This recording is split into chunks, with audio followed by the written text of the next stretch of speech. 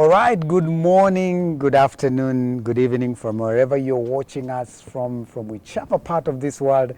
It's good to have you. We are beginning a new journey. This journey is called Refresh, and we are here to refresh, to uplift, to renew, and just to get to engage together. And we say this is the home of uplifting, insightful, and transformative content. A new journey we're beginning, and we'll be having conversations about leadership.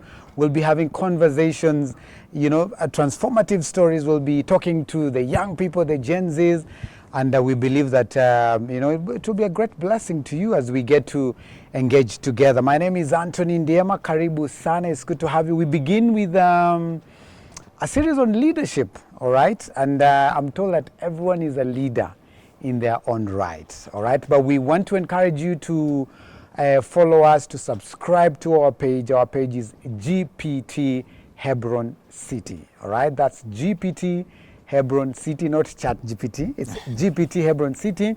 And today, even as we begin this conversation, we'll be having Reverend Albert Shitakwa, who's the senior pastor at GPT Hebron City, just to help us have the conversation on leadership. He is very passionate about leadership, but also to welcome us even as we begin this. Pasi, karibu sana.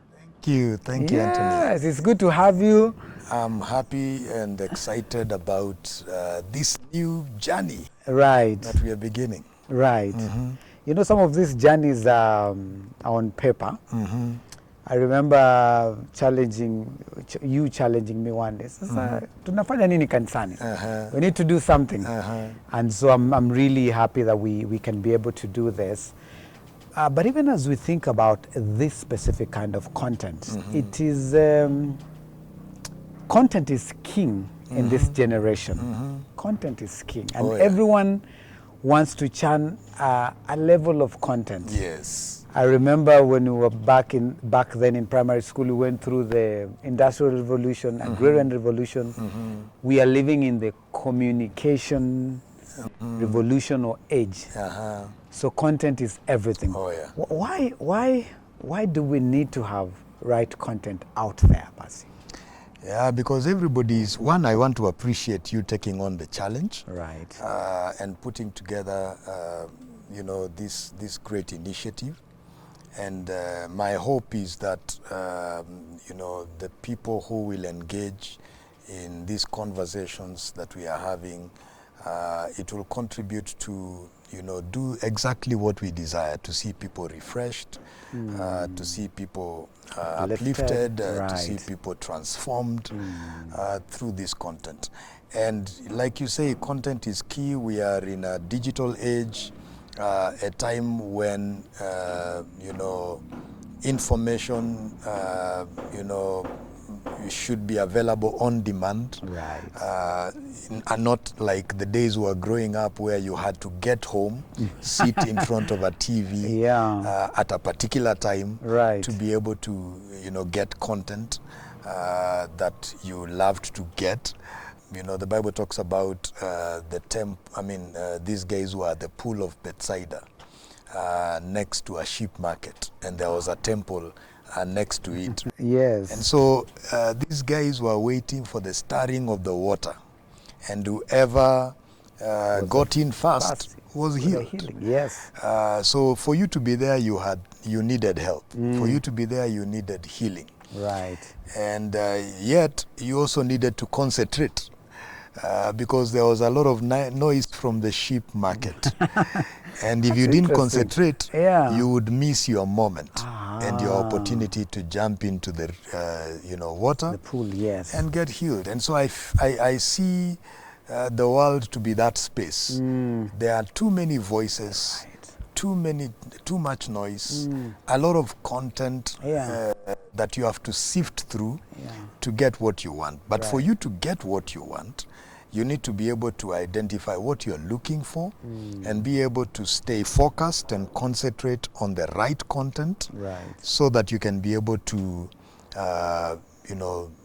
be helped and transformed. Right. And so especially kingdom content, spiritual content, content that can transform you, you have to sift through the noise and be able to pick the relevant right content that can change your life. That's true. And so it requires a lot of focus, concentration, being able to, ignore the lots of voices Yes. that are out there that may not be the voices you need to hear, and be able to get the right content. And so those in the kingdom, who God has given us a message and a word, because we believe the word of God is what gives hope. True. What brings life, what brings healing, what brings restoration in the lives of people. And so the more of sound, healthy, transformative content Yes. on the digital space, the better. That's right. And so we want to contribute to bringing that content to the people. Yeah. Amazing, amazing. And everyone is screaming out there. People sit in boardrooms and they strategize how to get into that space. Yes. So that in media we call it the ear and the eye. They want your eye. They want a piece ear. of your ear. So I love it that there is a lot of money poured into that, yes, to just get your attention. That's true. And Percy, there's an analogy in football about noise and what that does. And think of a situation where you have you're in the 90th minute, and you only have probably a minute or two, and probably this is the biggest games. Either it's the finals of the Champions League, World Cup, and you have this player who has the only opportunity to score. And right at that particular minute, there, when he's going to shoot or to score, there are many voices that keep coming. There are people in the stands who keep saying, you will not score. Yeah. You don't have good record, and many things.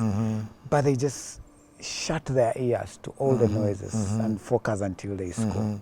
You have to have the character to that can help you in that moment of pressure, because that's a moment of pressure. That's true. You have to have the character to stay focused and stay calm. Right. Listen to only one voice in order to execute the mandate. The mandate. At that point. That's right.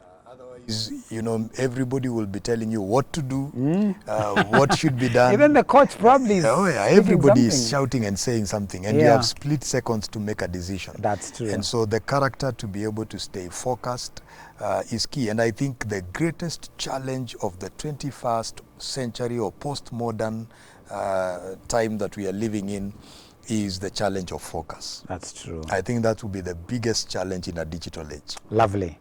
Great. So, that's a beautiful conversation and a beginning to this. And we just want to remind you to connect, or rather to subscribe to our channel, GPT Hebron City, so that you can get the great content. Today we were talking about the making of a leader. And that's our beginning.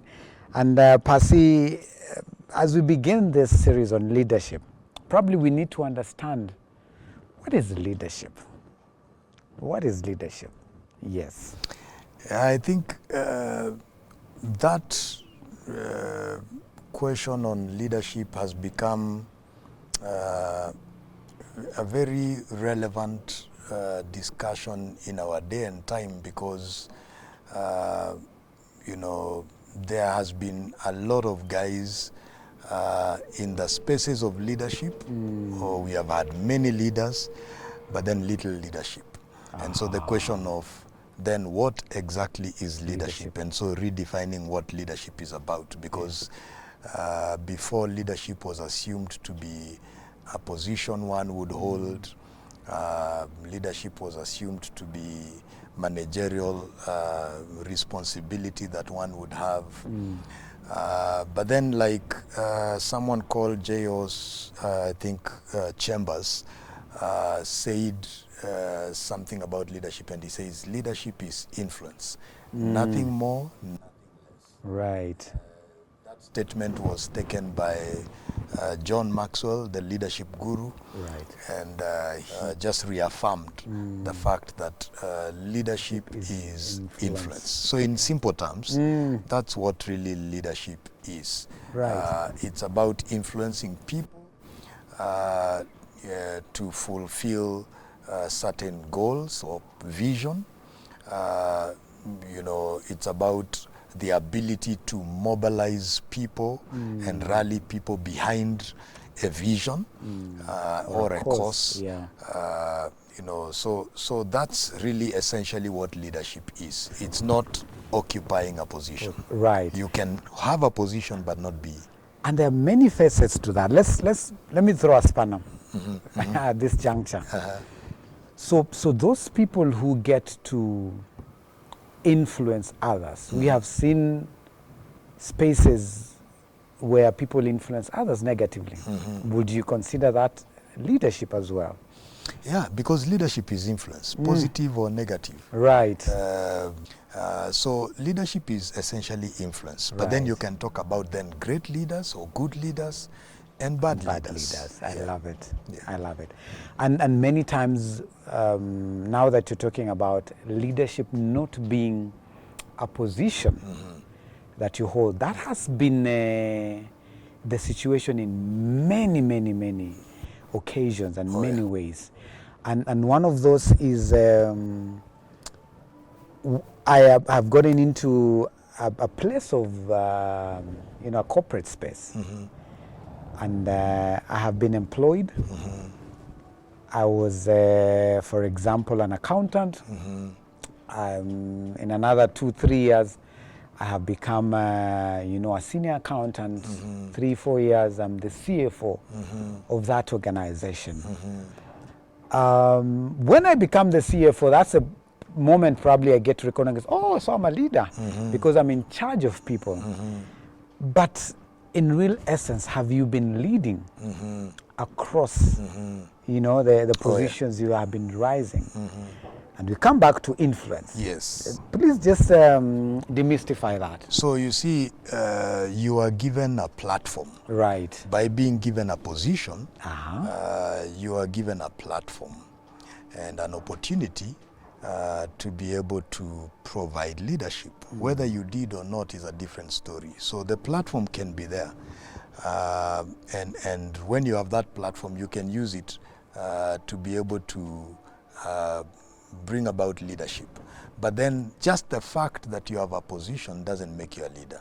Again, John Maxwell says that leadership is the lowest level. Position is the lowest level of leadership. And so that's the mistake of many people. They assume that because I'm not the CEO, because I'm not the CFO, because I'm not, that top, the chairman, the president, or whatever it is. CEO, whichever top position. Yeah, whichever top position. Because I'm not at the top, then I'm not a leader. But while somebody at the top has an advantageous position to be able to offer leadership, the reality is that you can influence people with or without that position. And Jesus was a classic example, the best leader that ever lived. Never occupied any position on the earth in the religious setup of the day, yet he had such great influence in his day and time that the people in positions got threatened with the Pharisees. With his leadership. So leadership is essentially influence. And now again, when you talk about leadership, a leader leads. A leader leads. And so when you talk about then leading is being an example, being a model, walking the talk. That's the quality of a leader. They lead, and they lead from the front. So they live out the values they tell people to live. You know. I want you to demystify something for us, and we are still on that matter of position, influence, and leading. So, is there a possibility of me being at a place where I have influence? I don't necessarily have a position, but I'm a leader. And then the question will be, what am I leading? Do you lead? How do you lead? Who do you lead? Leadership is about leading people. Okay, that's leading people. Yeah, it's Right. about leading people. That's leadership is about people. Okay. You can't lead when you have no one following you. So And you can't lead animals. Yeah. And we will not consider that in this context. It's leadership. It's about leading people. So, Okay. So, and you have asked the question about, you know, I don't have a you position. don't have a position. But then I have people around me. Can I still influence? Will that then be leadership? Oh yes. All right. Yeah, because that's what we are saying. We have said that you don't need a position to lead. Okay. It's the ability to be able to influence people towards a particular cause, a particular vision, towards something that benefits them. So that ability is what we are calling leadership. So yeah. Yeah. Great, and I love that. That demystifies a lot of things. Like you said, John Maxwell says it's the lowest level of what we call leadership position. Yes. So then what is the role of a leader having vision, having purpose? Why is it important that this person who's influencing others to have vision and purpose in the quest of making sure that that leadership makes sense? And I think even as we get to answer that question, I would say it's a great disservice to people when you occupy a position, a privileged position of leadership, and lack the ability to provide leadership. That's a great disservice because everything rises and falls on leadership. And so, you know, that means that if you have a person occupying a position and yet not offering leadership, then it handicaps the organization that he leads, it limits the people that are under this person, and so that's why I'm calling it a disservice. And so it behooves that if you occupy a position of leadership, then you must offer leadership. You must demonstrate leadership and offer leadership. And so when you talk then of a leader, I think you can't effectively offer leadership if you don't live with a sense of purpose and you don't have vision. You know, it has been said, I think it's Charles Blair who said this, that the greatness of a man is determined by the cause he lives for and by the price he is willing to pay to achieve it. The cause he lives for and the price he is willing to pay to achieve it. So leaders live for a greater cause. That's a sense of purpose, which now births a vision that a leader would have. You can't be an effective leader if you don't have a vision. And a vision is a picture of the desired end, you know, where you would want to see people get to. You get? So a leader of a nation would have a vision, for example, of where you would want to see this nation. You know, where would you want to see this nation go? And that inspires you then to rally people, mobilize people towards that picture of this desired end that you would want people to get to. And so there is no you cannot then be able to offer leadership if you don't have a vision. Right. If you live for now, here and now, Yeah. you can't offer leadership. And that's why, I mean, even political parties and leaders develop manifestos, organizations have strategic plans. All those are... And partly part of our problem in this part of the world, Yes. The African continent, Yeah. is, and not necessarily this part of the world, but I think a lot of political leadership is when a political leader lives for the next election. True. Because that's not really a vision. Yeah. That's about self. A vision has to do with, moving people to a desired end. Right. You get? A vision is not self-focused. It's the people you're leading. Yeah, because you can't lead people to your selfish end. It has to be something that benefits them. Right. It's for their good. Yeah. And so a vision is this picture of, that you have that helps people to get to a desired end. And so you mobilize people towards that end. Because that's what brings inspiration. Because you are giving them hope. That it's possible to get to the land of milk and honey that God has promised that He's taking you. Right. And so it's not about Moses, it's about where God is taking these people. Right. And so He paints this picture of milk and honey, and that inspires people to be willing to leave Egypt to go to the promised land. Yeah. Right. And we'll be talking about how vision and purpose informs leadership decisions in just a bit. Oh, yeah. But I'm told that in the world today, we need to stop thinking about, titles like Chief Executive Officer. Probably needs to be Chief Vision Officer. That gives it a sense of, what you're talking about, Yes. the end, a bigger picture than just a person.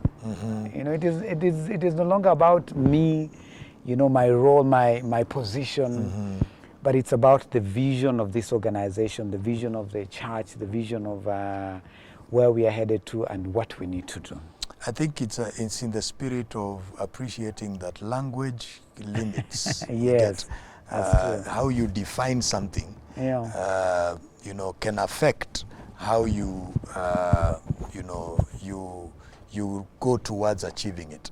It's been said you cannot find what you have not defined. And so you've got to define it to be able to find it. Right. And so sometimes naming is powerful. In the Old Testament, by the way, the names they would give people really impacted on who they become. And so I believe then it's just affecting your mindset. Maybe that's the purpose of renaming a lot of these things, redefining a lot of these things, because it affects your mindset. That's true. You see the way they changed the police commission, the police force to the police service. That's true. Just that name change has an impact. That's true. Because when you come as a police force, it's actually the mentality is force. Yeah. We've come to deal with you. But service is how can we support you? How can we... So it's trying to change the mindsets of those in the force to begin to appreciate that their role is to serve. Right. Yeah. Great. So renaming has an impact. It does. And maybe a lot of our terminologies today may need to be rethought. Right. So that it can influence our mindsets in the right direction. One of the conversations we'll really need to get into in this series is how do you lead in this season and time? It's a totally different ball game. So we will get into that. Because it's a very different terrain. How do you lead the Gen Zs today? I mean, it's different from how you will lead them. The traditional way. But as we just wind up this part of the episode, and we'll continue with the conversation, how does purpose and vision help you, or rather help a leader make informed and great choices for that matter? Yeah, I think I must mention something about what you just said, even though we are going to come to it later. Right. But that is a good friend of mine, Reverend Joseph Obwanda.